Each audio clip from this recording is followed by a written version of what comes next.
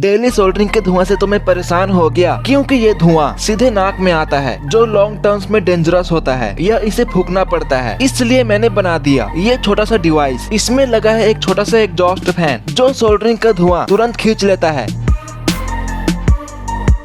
और ये button press करते ही सोल्डरिंग वायर निकलता है, क्योंकि इसके पीछे N20 मोटर लगा हुआ है। मैंने ये कैसे बनाया चलो देखते हैं, टाइम वेस्ट ना हो इसलिए कुछ पार्ट्स मैंने पहले से ही रेडी कर लिया। हम ये लिमिट स्विच यूज करेंगे, इसके टर्मिनल्स थोड़ा रब करेंगे ताकि सोल्डरिंग हो स्ट्रॉन्ग और यहाँ बटन फिट कर देंगे। अब ये बटन दबाने में मजा आ रहा है। और हाँ, वर्किंग देखने से पहले ये सारे पार्ट्स आप ऑर्डर कर सकते हो harish-projects.com से। कैश ऑन डिलीवरी भी है, लिंक नीचे एरो के पास है या सिंपल गूगल पे सर्च करो हरीश प्रोजेक्ट्स। और फाइनली हमारा डिवाइस बिल्कुल रेडी हो चुका है। डेली सोल्डरिंग करने वालों के लिए एकदम बेस्ट डिवाइस है। मेरे इस मेहनत के लिए वीडियो को लाइक भी कर दो।